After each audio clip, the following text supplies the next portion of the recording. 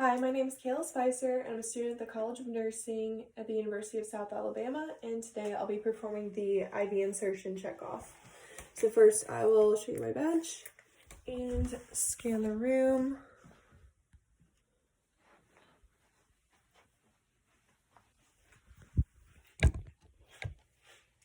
And I will start by checking the patient care order form and verifying the hospital policy.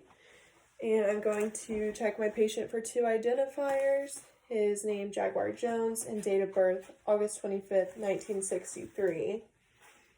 I'm also going to note his allergies, which he's allergic to penicillin according to his armband and the chart. And now I'm going to briefly explain the procedure to my patient and provide privacy.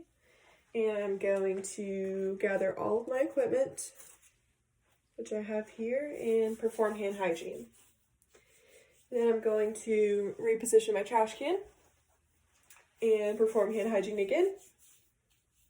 Now I'm going to lift the bed and lower the side rails, and I'm going to position my patient comfortably in either supine or they can be sitting for the procedure.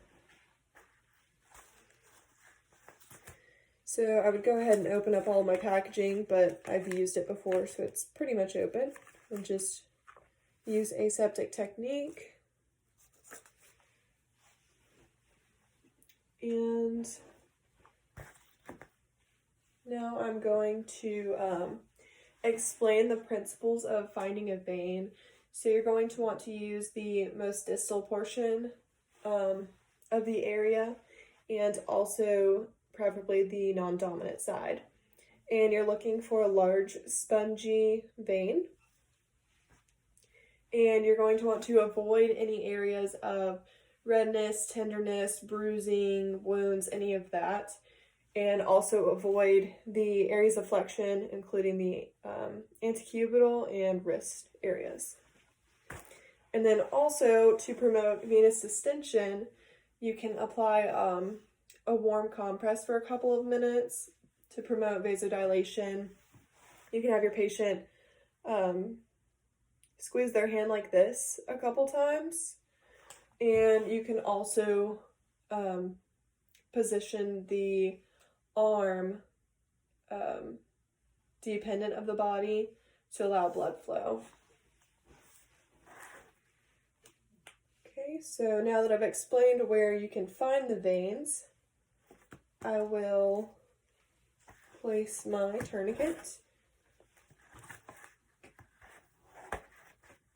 This is 4 to 6 inches above the area that I will be inserting the IV catheter.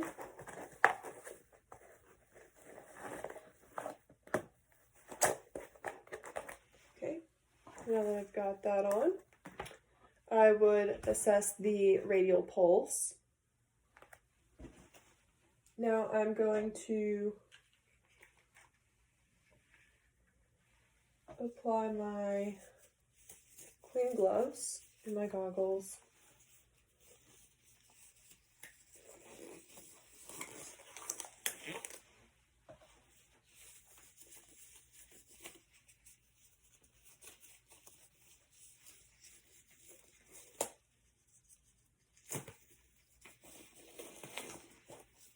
And I'm going to take my chlorhexidine and I'm going to clean the site for 30 seconds. I'm going to go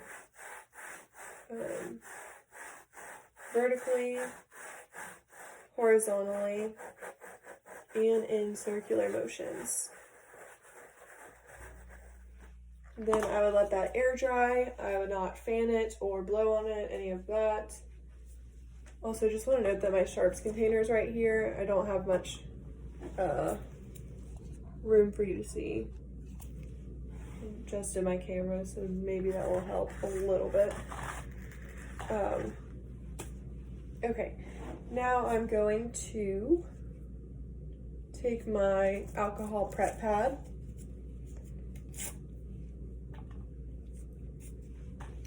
And I'm going to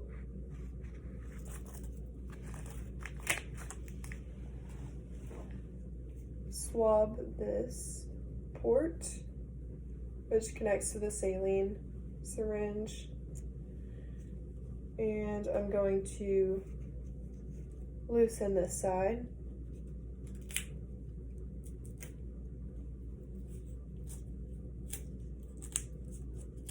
I had some leftover tape. Okay, then I will prep the line.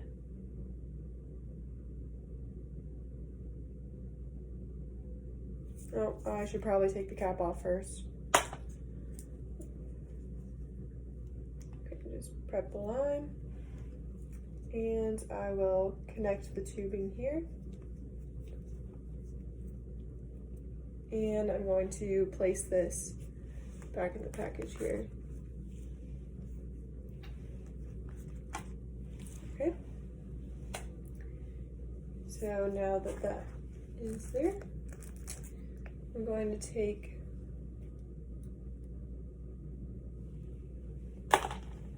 the needle and I'm going to place my bevel up, and I'm going to hold down on the vein about 1 to 2 inches below where I'm inserting it.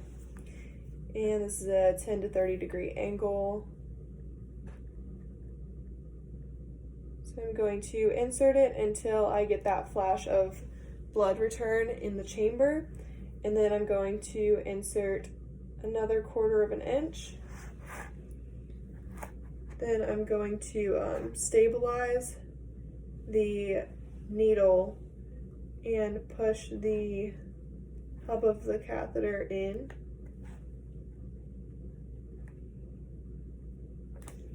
And I'm going to pop the tourniquet.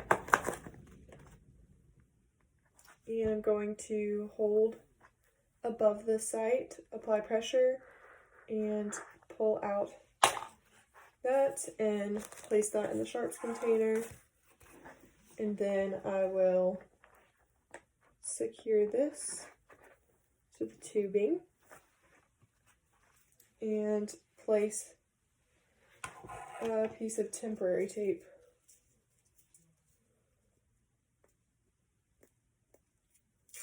Should have prepared my tape before this. Piece of temporary tape there.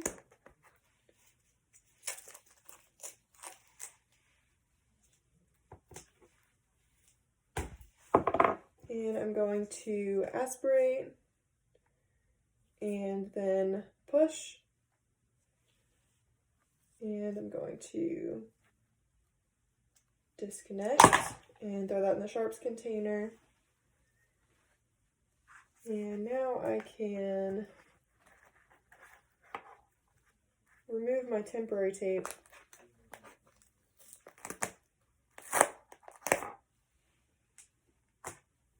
I'm going to apply the transparent dressing, making sure not to go over the hub. Then I would just remove the plastic part. And then I can secure the line however it's naturally resting, and make sure it's out of the way of the transparent dressing.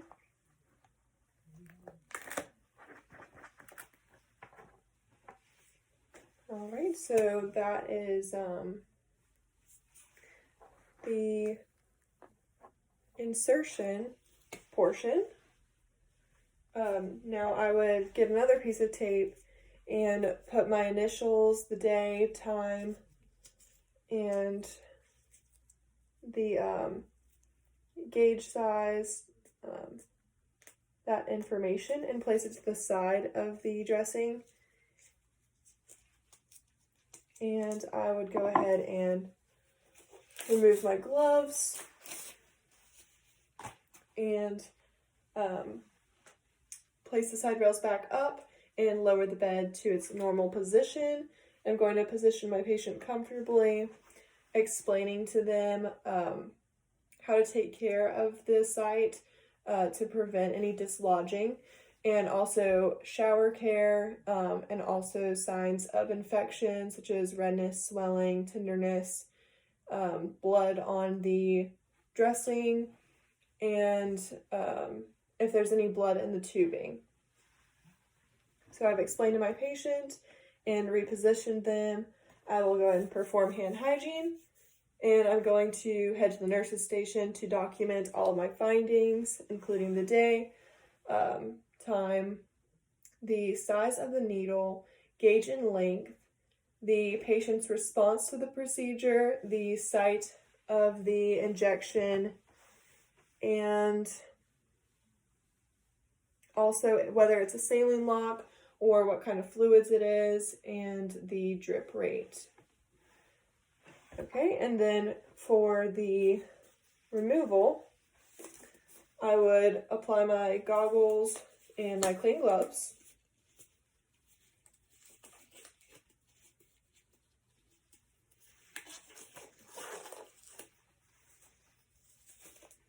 And just reposition the patient, their bed, back to a working height, lower the side rails.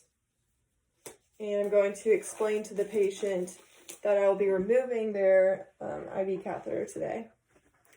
So I'm going to remove the dressing towards the center.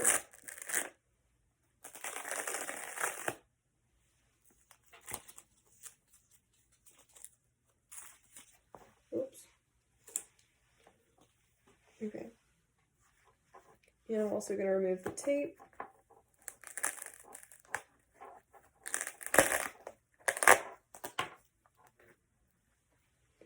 And I will get my piece of gauze and hold it over the site. And I'm just going to pull it out slowly, parallel to the skin.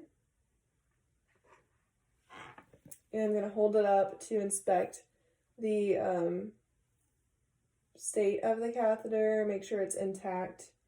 And then I can throw that in the sharps. And I will place a piece of tape here after applying pressure.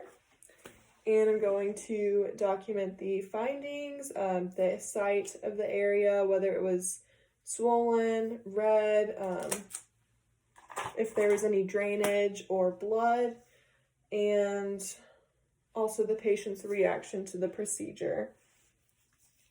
And I'll get rid of all my supplies and take off my gloves and perform hand hygiene. And that completes my IV check-off video. Thank you.